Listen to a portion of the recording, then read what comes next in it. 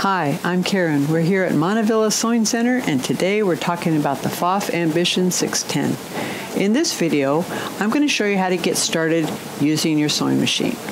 So most people like to start out doing just straight stitching and zigzagging, so we're mainly going to focus on that. I'm going to get a little bit into the decorative, but mostly it's just straight stitching and zigzagging. So for straight stitching, you want to be able to sew your fabric and have a back stitch at the beginning and a back stitch at the end, and also do like a 5/8 inch seam allowance. You have your lines for doing your 1/2 inch, your 5/8, and so forth right here. If you're doing quilt piecing, you have your 1/4 inch seam allowance right here on the cover for the bobbin. So we're just going to get started with just a regular old straight seam. When I get started sewing, I like to keep my fingers on the threads that are underneath the foot just for the first couple of stitches. That kind of helps keep them nice and neat and orderly. Okay, when you start stitching, get ready to do your back stitch, but press your foot control first. Press the back stitch, let it up, and there you go. When you're done stitching, don't just press the back stitch. A lot of people do this. They press the back stitch, let it go, and look, it keeps sewing backwards. So to avoid that, let's turn that off. See, that means it's going to keep stitching backwards, so let's turn that off. As you start sewing, press and let it up. And notice I was doing that while it was in motion. So that's important. Press and hold that while you're actively stitching. Now there's another tie-off option, and that's this little button up here. When you do this, you start sewing and you press that.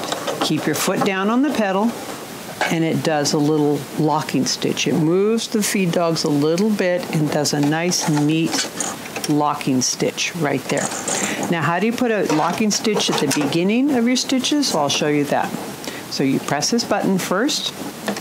Then, before you start sewing, press this button here. Now I'm going to start sewing. Does that little locking stitch to begin with. Stops. Take my foot off the pedal. Start sewing again. Now, wherever I want to stop, I can actually stop the machine, push this, and then put my foot on the pedal. It does the locking stitch. So if that wasn't really clear, watch this over again and it will be really clear. This is a great way to start and stop your stitches on your machine. Now, what about decorative stitches? I've noticed with this machine, the decorative stitches do not have a built-in locking stitch at the beginning. But let's, for instance, take this number 83.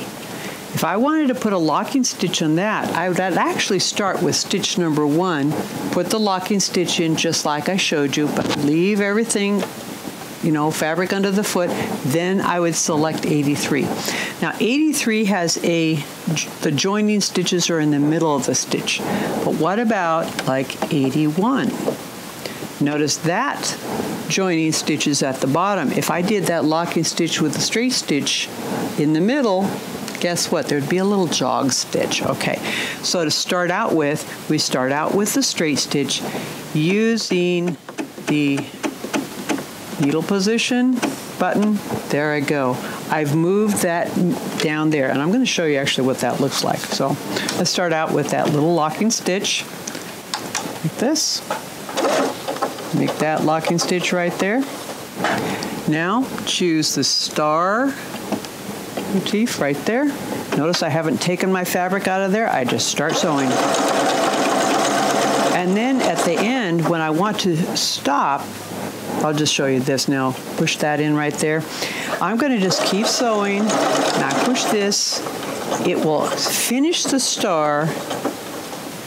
And so I don't have an incomplete motif. It finished that star and did the locking stitch. So that's how you can get a locking stitch at the beginning and at the end.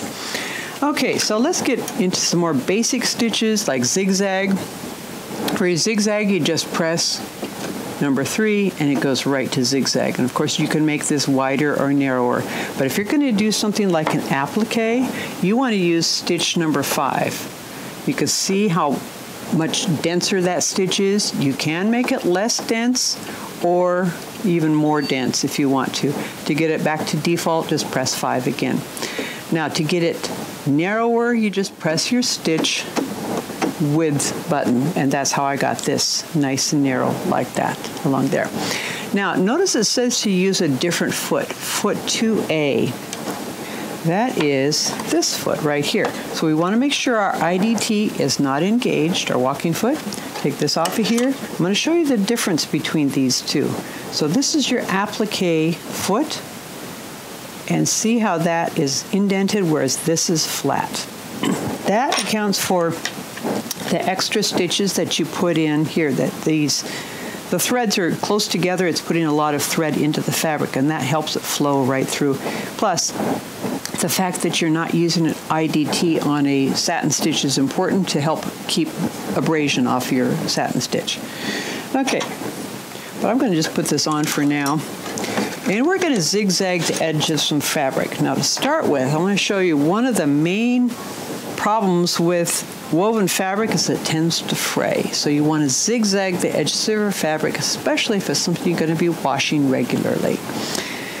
When you zigzag your fabric, you could end up having the edge kind of scrunch up. A lot of you sewers have had a problem with this happening. What do you do about it?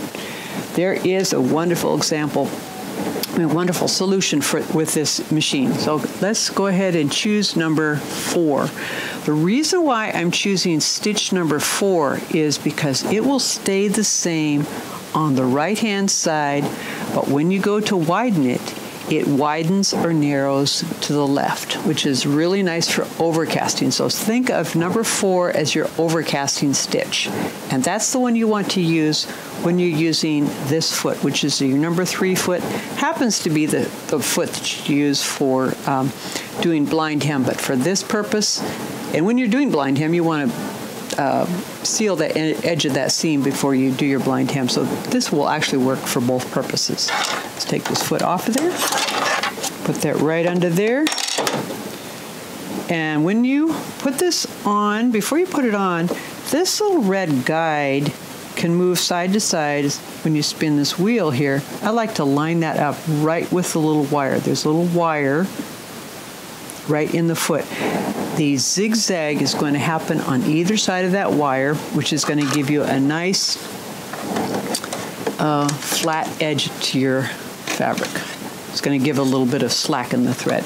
I'll show you how that goes. All right. Yeah, I'm going to use this one here so you can kind of see what I'm doing. So see, notice how I'm lining up the edge of the fabric with the guide there. And I'm going to hand walk it so you can see the needles going down on that side of that wire, and then when it goes over, it goes into the fabric. So that lines up the edge of the fabric. I'm going to go right down this here like that. And if I want to do a little bit of a back stitch at the end, I can do that. Just make sure, remember, we've got to have the machine in motion. But you want to do just a little bit of a back stitch, and I'll show you why. When you're all done, see how the foot kind of tends to hang on to that? That's because that wire that's there is connected on the front of the foot. You pull it towards the back and it comes right off. Because there's a wire connected to the front of the foot, that's why you can't do much of a back stitch, because it kind of stacks up against that. But look how nice and flat that edge is. When you go to turn that under, you're not going to get a ridge like you would with something like this. So you've got it kind of a ridge showing through there. So this is going to be your friend. Just make sure you use stitch number 4, not stitch number 3, because number 3, when you widen and narrow it, I'll show you that. Let me take that foot off of there for now. When you widen and narrow it, it widens and narrows from the center. And you can actually press and hold to make it skip along to where you want it to be. So pressing and holding, and as I showed you in another video, the light letters on the dark background means it's not at default for that particular stitch. To get it back to default, simply reselect your stitch or select another one and go back to it. Okay, so for doing your regular sewing, I think I've shown you that.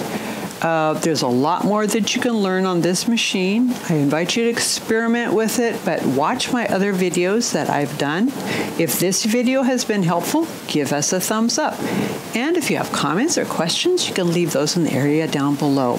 We have lots of other videos, as I mentioned, so stay tuned. Thanks for watching. Bye.